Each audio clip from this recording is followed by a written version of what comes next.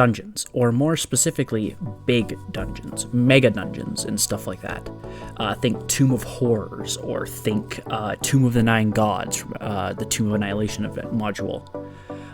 Those both are mega dungeons, massive, sprawling structures, which frankly don't take a few sessions to complete and possibly take multiple expeditions into to even get close to finishing them.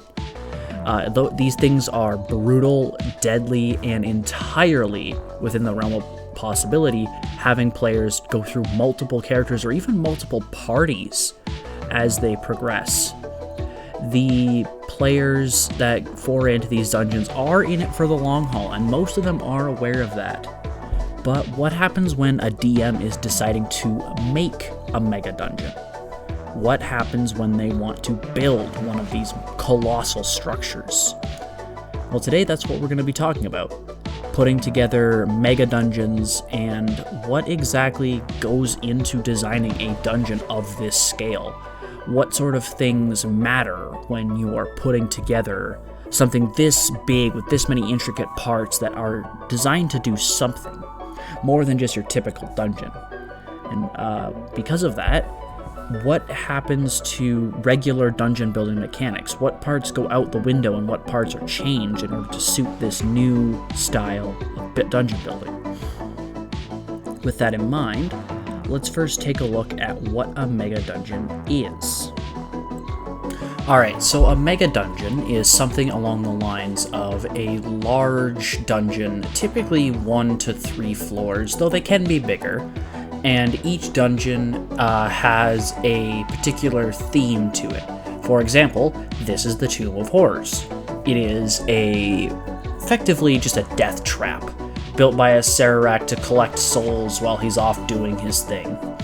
And because of that, he designed the tomb with more than just a intention to kill and trap adventurers, but he also designed it in order to be deadly and dangerous while still rewarding people for going through it, meaning they would be enticed further and further into the dungeon. Now, in this case, the dungeon is relatively simple. It's just meant to be a death trap. But if we look at something similar, also built by a Sararak, the Tomb of the Nine Gods, pictured here, we can see that the tomb is much, much different. It's much more defensive, designed to not only be a housing for the gods themselves, the 9 gods of Omu, but they also are used to house the Atropol, the creature that Sararak found that was the cast-off, I guess, effectively fetus of a god, or something similar along those lines. It's a malformed creature. I'll put a picture of it up in here at some point. But with the tomb, it was built as a structure that was designed to house and protect this creature while it was nursed to godhood, and then would be unleashed upon the unsuspecting world. So with just these 2 tombs and these mega dungeons, we can see an extreme difference between the designs and philosophies behind them, from being just a simple death trap to being an actual, defensive structure. And because of that, we can start to see what sort of philosophies go into building mega dungeons. And it's not too different than building an actual dungeon. Because if we follow something in the DM's guide, for example, there's a section that talks about building dungeons. I will put the actual page numbers up here as well as some excerpts. But the DM's guide has a segment on purposes to the dungeon, to the location. And when you are going through it, one of them is Death Trap, one of them is Tomb, one of them is Fortress, Bank Vault, stuff like that. Just basically, what is the purpose of the building? And we can see that just from these 2, we have a tomb or a fortress with a tomb and a death trap. So you can actually mix multiple types of dungeons together in order to make a much more thematic design. Now, when it comes to the rest of it, we're going to have to kind of look at this a little differently.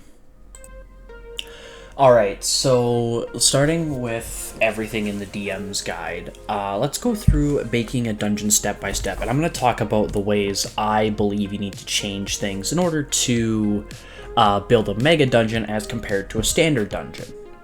First things first, dungeon location. This actually matters really heavily when you're building a mega dungeon compared to a regular dungeon because it gives a lot more history to the area around it. Going back to our example of the Tomb of the Nine Gods, there's an entire ruined city above the tomb. There is an entire civilization that once was there and is now completely destroyed. So with that in mind, what does it mean to make a location memorable? Now, this doesn't have to be an entire 3 million page history document on everything that possibly happened, but it does need to be interesting enough that you understand what the intent behind the area was and how this tomb ended up being built. Or in the case of something like a vault, where did it come in to a picture? Why was the vault built? Was it built for protection? Was it built to store items? Was it built as a way to keep people from accessing a dragon's riches? Who knows? However, the DM's guide actually goes through step by step how to build a dungeon, as well as making random dungeons. So we're going to run through both of those really quickly in a very brief manner, and I'm going to talk about the steps and how I think they apply to mega dungeons. Starting with the dungeon location. Now this is actually split into two charts. There is the standard locations and the exotic locations. I'm not going to run through every individual option, but just to kind of give an idea, there's stuff like a building in town, beneath a ruined castle, in a glacier, underwater, on a mountain peak. But then you go to the exotic locations and it's like, oh yeah, how about built behind a waterfall? Or on a cloud, in the Feywild, inside a volcano. Or the funniest option to me is just on the back of something. It's just on the back of a big turtle or a Tarrasque or what have you. Then there's a little section here on the creators. Creators tell you a little bit about how the dungeon will look. So for example, it gives the beholder's eye rays. When carving out a dungeon, these will be smooth, typically connected by vertical shafts, because the beholder can float. It doesn't need to worry about things like stairs. So there's another chart here. Actually, there's several charts. These are D20 charts with the intent to kind of give you an idea of who not only the creators were, but why they could have built it and what alignment or potential classes they were, in order to give you an idea of some things like, okay, a wizard's gonna build things this way, but a cleric's gonna build things that way. Just different things like, oh, maybe I want to put iconography in this kind of style, or maybe because they worship a neutral deity, we have symbols of the said deity on the walls, or stories related to that deity carved into a fresco or something like that. Now, the dungeon creator could be anything from a beholder to a yuan-ti to hobgoblins to just being natural caverns with no given creator. This also then extends into if you have a cult or a religious group, it has a chart for what religious group it could be, an alignment chart for if any NPCs live there. For example, humans, if you get them as your dungeon creator, it asks you to roll in the NPC alignment and class table to determine specific reasons and things, like I said before, iconography, things like what sort of designs and patterns will be on the walls, what sort of buildings and rooms will be put in this dungeon. And then we get to the fun part, dungeon purpose. Now this is where I'm going to deviate from the book a bit. I'm going to run through each individual type, because there's only, I believe, 10 of these, but I also want to talk about what I'm going to call the 3 levels of Mega Dungeon build purpose. First off, there are Death Trap, lair, maze, mine, planar gate, stronghold, temple or shrine, tomb, and treasure vault. Just to give a brief rundown on each, just so everyone's on the same page, Death Trap is just designed to kill. Lair is where a monster lives of some kind. Mazes are obviously mazes. They're meant to confuse, they're meant to deceive. Mines are for creatures who are quarrying stone, mining metals, all kinds of stuff. Planar gates are basically anywhere that leads to another dimension, another plane, and they are often modified by the energy seeping out of these portals. Strongholds are basically castles, palaces, fortresses, some sort of defensive structure built to keep things like enemies out, fortify a strategic location, or just be a general living space for a powerful group. Temples or shrines, basically something consecrated to a deity or planar entity, and anyone who lives there typically, unless otherwise stated, would be a worshipper of said deity or thing. Tomb, basic, very self-explanatory. It is something where dead things are buried. Like the Tomb of Nine Gods, Tomb of Horrors, those would be something for people to bury their dead in, or would be housing the remains of something.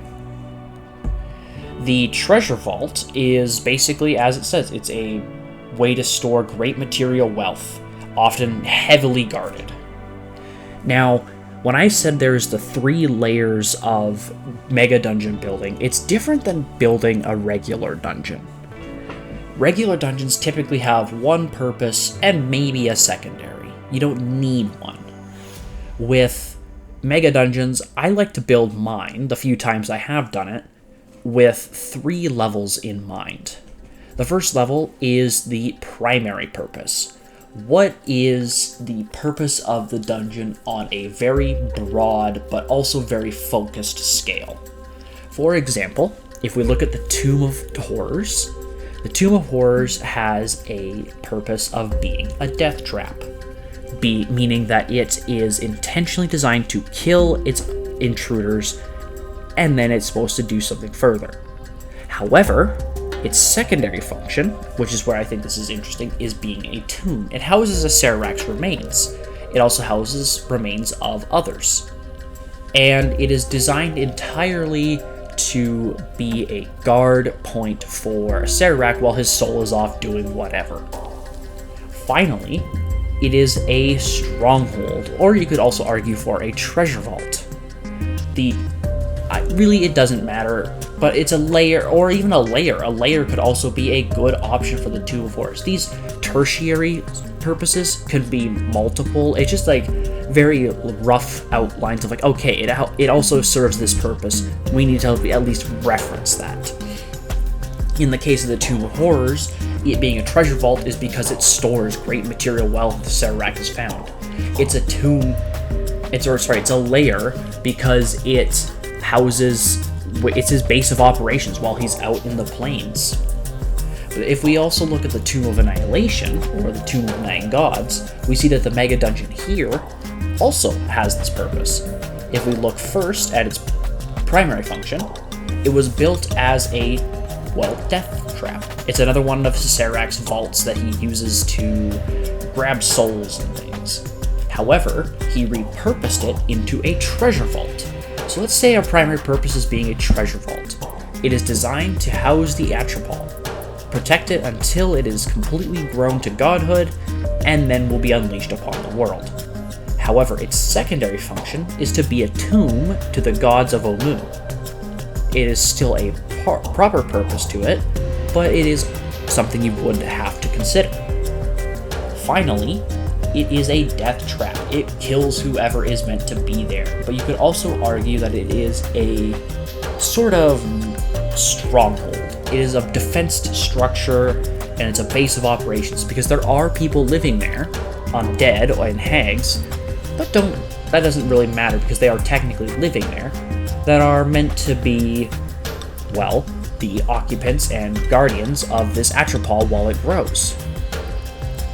And so that's what I mean by the 3 layers to building a dungeon, specifically a mega dungeon, and why I believe that these 3 levels of building a dungeon are meant to be intentionally placed. You need to have that primary purpose. You need to have that secondary purpose, because those 2 determine your main features of the dungeon. Your primary purpose is going to be a broad, constant theme across everything. Your secondary purpose is going to determine a little bit more focused pieces of the dungeon, but it's not going to determine the broad strokes like the primary purposes. It's meant to focus on smaller things or maybe support it. Tertiary things, such as being a treasure vault or being just an area to house some treasure, those are going to be specifically designed for like maybe a wing of the dungeon or a specific floor, and all of them are going to be, yes, we have this here, but it's not the main purpose. It's only a partial piece of what's here. So now, let's look at the other section of the DM's guide that talks about building dungeons. And this is going to be a little weird, so I'm going to have to switch focus here. So what I'm going to do quickly is I'm just going to cover the section of the DM's guide I'm going to be using and how it's going to pertain to the next little section. This is Appendix A, or page 290, all the way to about, page 302, so about 10 to 12 pages there. This is the appendix for random dungeons, and basically it's just a way to generate dungeons on the fly or with a little bit of help from the book. And it uses details out of the previous section in Chapter 5 that I went over, while also providing ways to build up dungeons really relatively quickly. I've used this a couple times, it's pretty good, and I'm just going to run through how it works. So first off, it tells you starting area. You roll a d10, gives you a certain size room, and then it tells you how the area continues. Then it moves to passages. From each branching path off of the doors and exits to the starting area, you have a passage table. You roll a d20, it determines what you get. You can get anything from a chamber to a straight passageway, a curved passageway, a turn, stairs. It also then tells you the passage width, how many doors are, or what type of doors, various things like that, what's beyond a door, and then you continue from there. Chambers are relatively straightforward. It's how big the chamber is, and what it looks like, and which areas have exits, which areas don't. It also has a chamber exit, exit location, exit type, where stairs go. So for example, down a level to a chamber, down a level to a passage, up a level, you get the picture. Then it tells you about things like connecting the areas, adding doors, adding portcullis, adding other options of traversal. Maybe there's a hole from one room that goes above another, and you can add a ladder, or perhaps a rope or a vine to climb. And then every time you make a chamber, there's for specific dungeon types, such as death traps or planar gates, or just general chambers, you can roll on these D100 tables or D20 tables. It depends on the size and type of area, for what purpose the chamber serves, as well as its current state, such as being in disrepair, why it's in disrepair, or if it's in pristine condition. It tells you what's in the chamber, such as a monster with treasure, or such as just a hazard. If it has a monster, you determine what its motivation is, such as finding a sanctuary, hiding from enemies, avoiding danger. If it's a hazard, it tells you what exactly is that hazard or obstacle, a trap, what types of trap effects there are, and random things like trick objects, what the trick is, and then random treasure, empty rooms. And then dungeon dressing. This is actually a really interesting section I want to talk about for just a moment here. Dungeon dressing is things like hearing sounds, what type of air quality you're dealing with, if you smell anything, general features on the ground, such as broken arrows, bones, bottles, damp ceiling, all kinds of things as you inspect the dungeon, what dressings and pieces are around these chambers and passageways that give you a hint as to what this condition of this area is like. It goes through so many things like religious articles, mage furnishings, utensils and random personal items, container contents, or books, scrolls, tomes, all kinds of stuff. And I think this is one of the most interesting sections of the entire thing, where you have to worry about the way a dungeon thinks, acts, looks, feels, all that sort of stuff. And it's very useful to building up a realistic and, frankly, more interesting dungeon than just it's a stone chamber, it's a wall, stuff like that. You have the ability to just add a little extra spice into it. Now, we're going to switch over to something in order to explain how and give an example of building a mega dungeon and what that would look like. So this is a bit of a different way to do things, but let's just kind of run through. Actually, I want to switch something quick. Grass. So while I'm doing this, let's just kind of run through what we're going to be doing here and how this is all going to work. So we're going to assume, for the sake of everything, we're gonna make this place look a little nicer. We're gonna build a little campsite, pretending for just a moment we have a group of 4 adventurers who are traveling to a dungeon that they have found, whether this is something that they've been looking for, something they've just heard of. Maybe it's a side quest, maybe it's a main quest, but it turns into, likely with it being a mega dungeon, it's part of the main quest. It's meant to be the entire setup. It's going to be something that the party wants to be here for. They're not just going to be, I'm just going to set this to day. Yeah. Just so it's easier to see. Let's grab some wool. Let's grab orange, yellow. Let's go red and green. Actually, let's go blue instead of that. Let's grab spruce, stairs, fence. Let's just actually need grass still because I want to make this bigger. We'll put the dungeon entrance right here.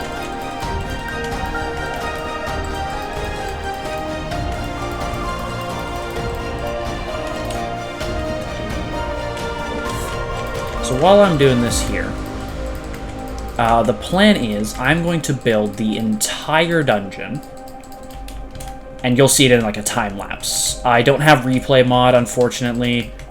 I didn't set anything like that up. I don't know how to use it, but I'll be recording my progress and I'll condense it down to a first-person sort of time lapse here. Let's first just. Actually, let's do 3 wide. Oops. Actually, no, I don't remember how to build a decent-looking tent.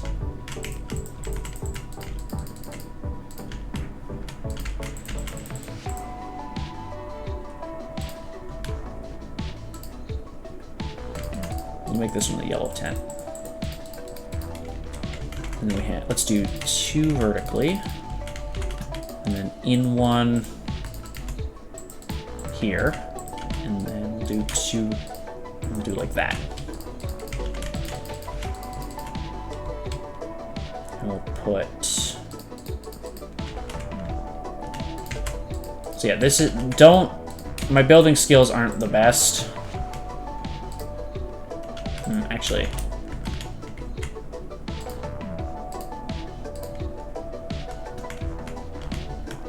Let me actually remove these.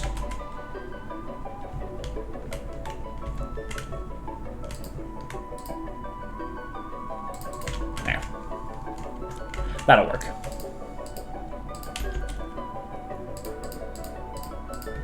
We can put some on the top. So we'll build a really quick campsite.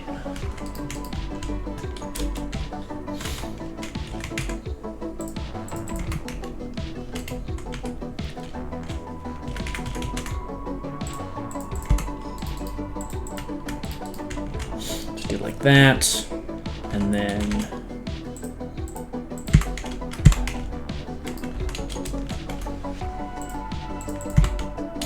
just for like something, just do this.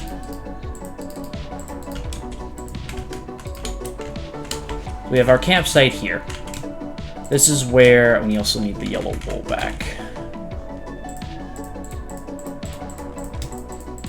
We need a copper door.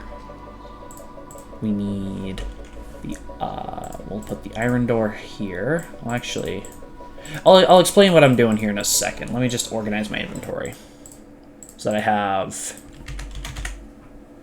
everything set up how I want it to be. So we can at least, so everyone knows what I'm doing. And then we need brick.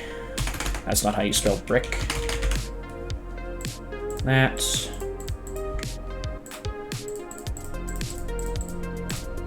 We're keeping these two separate on purpose because we're gonna need to be swapping and doing some things. So move these here, and then we'll grab copper. That's not how you spell copper. Copper bars, and we'll grab the copper chain. These will be explained in a second. We'll also grab iron bars for here and chain, regular chain right there. So, what are we going to be doing? Well, I'm going to be building a dungeon, and I'm going to build the whole thing. And then once I've built the whole thing, we are going to not fully walk through it, but I'm going to kind of just explain my thought process and explain the principles that I want to talk about in this video, how everything is going to work. So I'm going to stop talking. We're going to build the dungeon. Now this is going to take a while. This is going to be a lot of footage I have to condense down. But for the sake of this, let's just kind of run on the assumption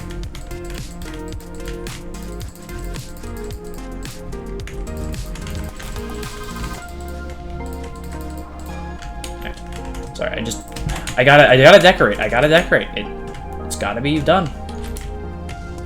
But yeah, let me start building the dungeon. I'm going to stop talking, and I might pause at a few points to just kind of explain some things. But we're gonna build the entire dungeon from start to finish. First thing but before I do, because I just realized I forgot about this, let's explain our measurements. Let's go over here just to kind of explain it. We'll just build off of here a little ways. So because Minecraft doesn't have a 5-foot scale system, we're gonna be doing passages as this.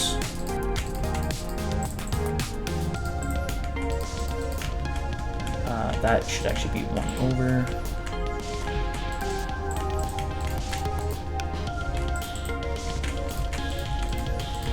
I'm just double checking my passage widths. 5, 10, 20, 30, 40. Okay. 5, 10, 20. It's also 5, 10, 20, 20. So we need to go 2 more, and we'll go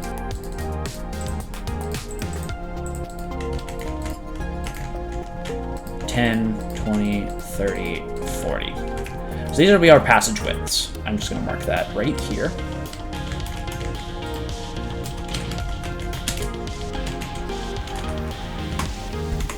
So this is going to be how wide the passage... Actually, I'm going to rotate this way.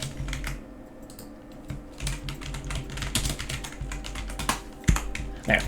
This is going to be every individual passage width you can get. You can get 5 foot, 10 foot, 20 foot, 30 foot, and 40 foot. Now, this is not counting walls, so if I just do this, this is actually going to look more like this, right? Just remove that. And then we have to count passage height, which most of the time does not matter. I don't even see a thing for passage heights in here. So but most standard dungeons are, something like this. So you'd see a 5-foot passage that is 10 feet high. Not a lot of space, right? We'll say well, 10 feet, this is about 6. So it'd probably be something closer to this. Somewhere between like this or 1 block lower. You get what I mean. And then we also have to worry about chambers. I'm not going to build every individual chamber. I'll do that as I progress the dungeon. We also aren't decorating. I'm just going to explain... Whoops. I'm going to very briefly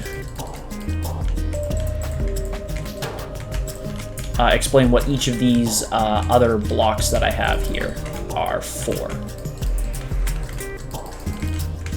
So anytime we have a blue... oops, I don't know how I messed that up. Yellow, red, a green, a door, a bar, a chain. And then we need to switch so I can put the rest of these down. Door, bar, chain.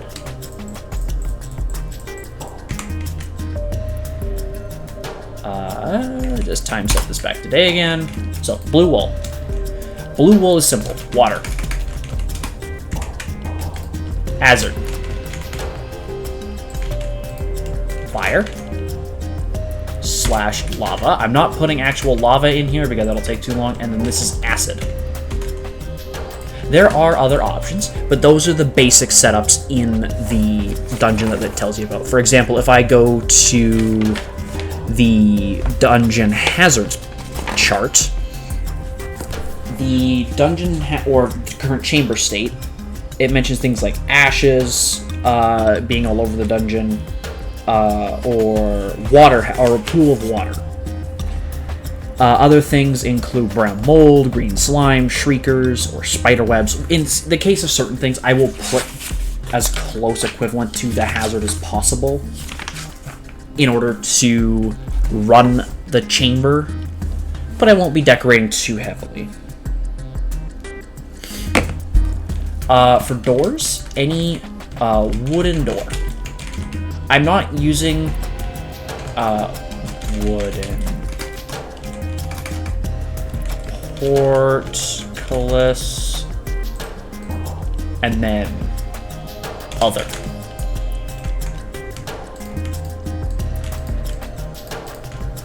I'm just gonna make sure those glow, and then this is iron / metal door, iron portcullis. And then we're gonna other. So this is just gonna basically explain, okay, we have our hazards or specific things in the room. These are typically what they will mean. If there are any others, I will add them during the building process. Wooden things, I'm using copper because if we have something like a wood portcullis, I'm not going to build that with fence. It's going to look weird. I'm going to build it with copper bars. I don't care if it looks weird with copper, but it's also easier because they're thinner. They just work better. Anything other, such as a ladder or a vertical thing that is made of wood that I can't put a ladder into, or like that similar item, I'm just going to put a chain there. Iron and metal doors, portcullis and others, same situation, just with that. Now to get moving here, anytime I place a sign, that's where I'm going to indicate what it's for, such as a trap, such as a hazard, such as a thing. Basically just label what my things are. even if it's already labeled with that. For example, if I have a fire, let's say I'll put a dispenser. Actually, let's add a dispenser to the thing. I forgot you can sprint fly now. Oh, that's cool. If there's any dispensers, trap. There. That's perfect. That works exactly how we need it to. If there is a monster, I will be doing the following. We will put an armor stand. I'm actually just, but I'm also going to label this.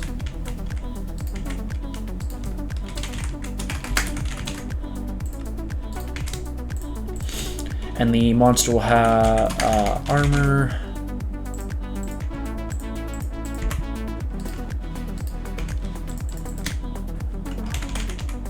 Boots.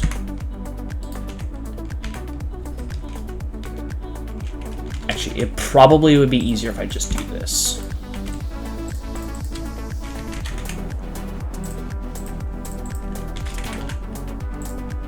Finally, any chests.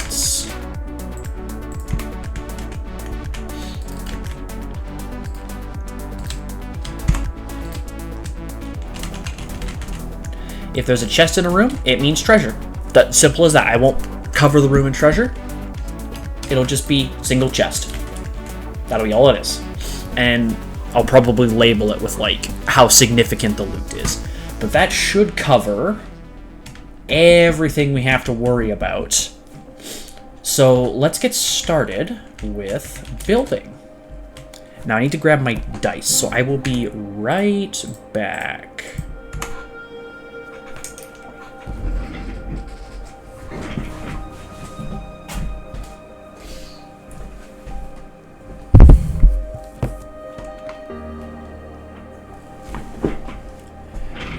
I'm gonna probably mute the audio, but let me get started here.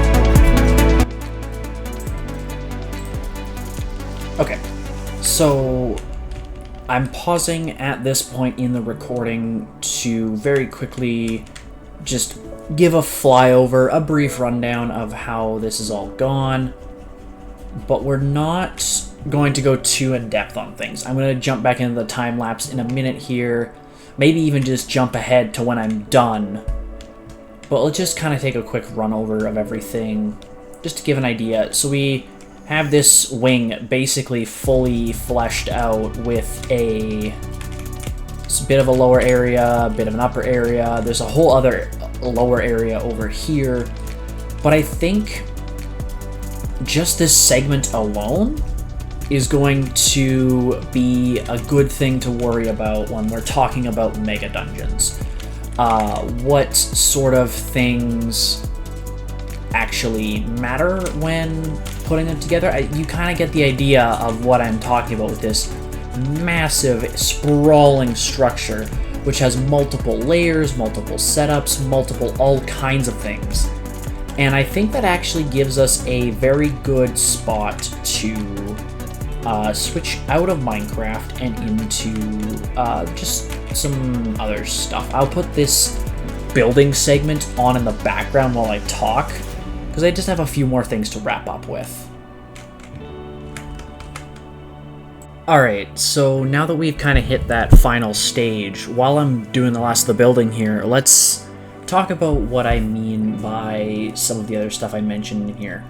Now, as you can tell by the footage, this thing got incredibly immense, and that's where I want to talk about restraint when it comes to building mega dungeons. When is too much?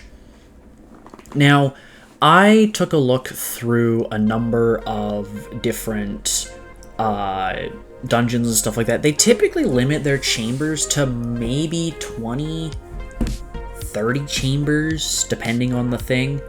But I don't recommend going above that per floor, at most.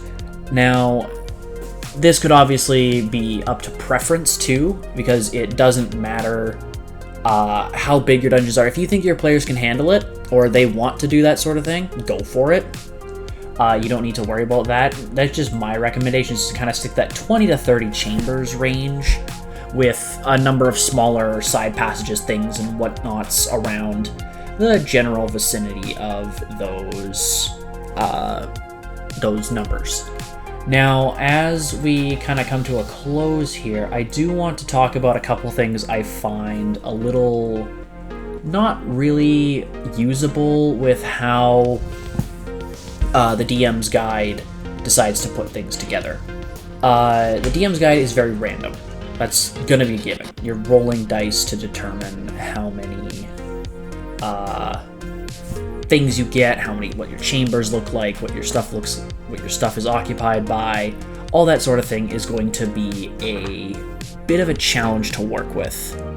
So when it comes to putting together a final piece, my recommendation is to be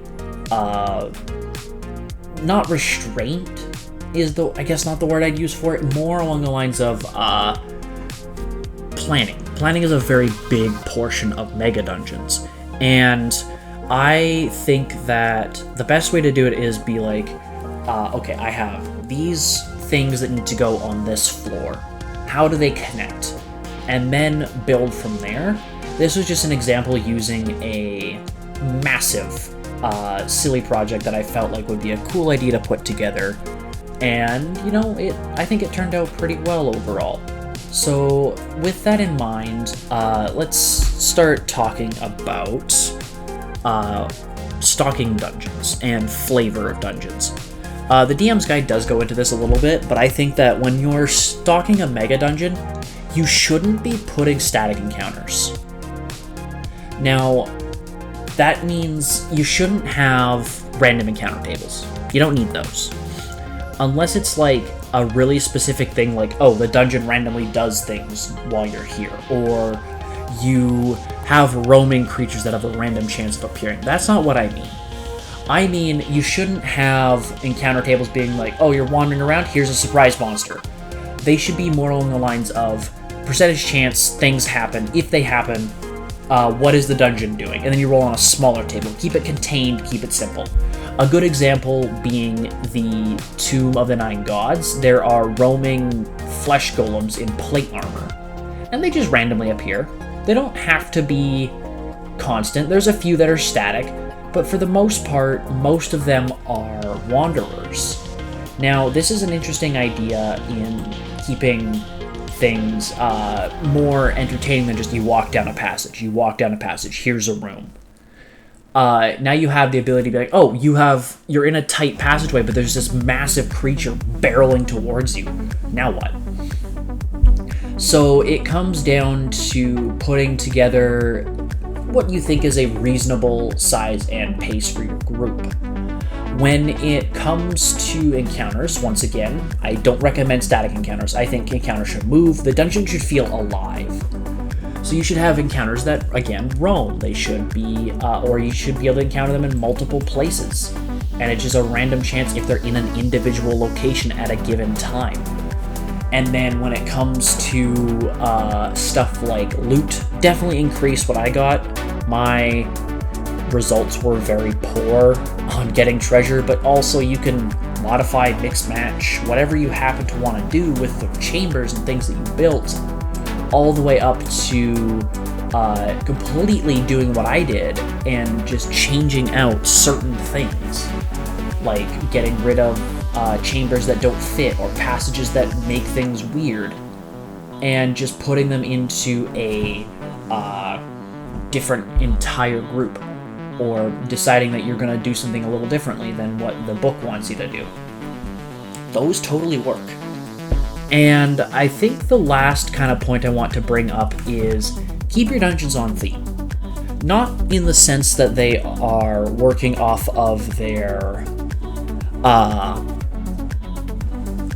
purposes. I meant, like, if you have a theme, for example, you have a theme of acid, and it's like an ooze-themed temple of some kind.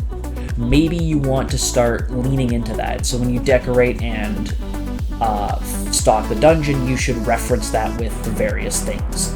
If it's just a generic, this is a dungeon that an evil wizard built, you don't need to do that all the time. But if it's a more flavorful area, or it has a specific reason to look the way it does, then you want to put together some stuff, and which is where the appendix still comes in, and you can look at the what is it called here? The furnishings, the air quality, the odors, things like that you would find in the book. And as you are doing that, it also tells you ways to not really describe them, but also stock them. Like, if you're looking at a dungeon, relatively low challenge rating, but there's a lot of encounters, there's options in the book just after that, in the next appendix, where you would have dungeon monster, like monsters by environment per CR, and it goes through everything like that. So with that in mind, I think that really covers everything that we're going to be talking about today, at least for the most part. I might make a part 2 to this. I might make some other content related to mega dungeons. I do have some cool ideas now that I've been working on this project for a bit, so I definitely am going to come in at some point, continue this build, do some shenanigans, whatever happens to be. But yeah, moving on from that, very quickly, I do want to mention that I will be working on a few projects at the same time, so I don't want to say don't expect content to be at a consistent pace, but at least expect more to be kind of like this, longer form, narrative type stuff. I'm really tempted to stream a game of D&D. I have no idea how I would do it, but I definitely am tempted to. But I just wanted to give like a brief, quick update on what I've been up to, what I've been doing. So let's just kind of run through that quick. I'm still in college, still working, so that's gonna take some time to deal with. But I'm almost done a big portion of what I've been working on for college. So things might change as, again, my schedule flips over to summer, and then I'll be moving. Actually, I'll be moving to a whole other city So content's going to change in that regard. I might be able to stream again. It really depends on where I end up in terms of like connection and time. But video content is still working. I want to do some more stuff than just D&D and urban and stuff like that. I want to start talking about some more of my interests and going to that. So let me know if like there's a specific thing you want to hear about. Maybe it's related to TTRPGs, maybe it's related to games, maybe it's just I want to see a video of you talking about your interests. Just let me know. I'm interested in kind of hearing out because I want to experiment with some stuff. I want to mess with some stuff and see what I kind of come up with and what fits this channel.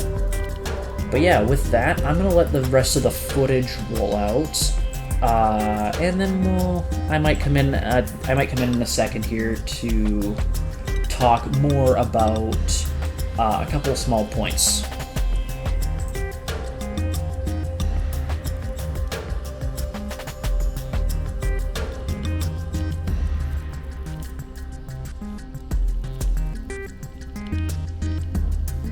Hey, just wanted to quickly stop in at the end of the video here, say thank you to everyone who came in and watched this far, because holy crap, this video turned out way longer than I expected it to. I do have a couple projects in the works, so this might be the last you hear of me for a little bit, but we're going to work on it from there and see kind of where things end up. But yeah, with that, I want to thank you once again for popping into the video, and I will see you later.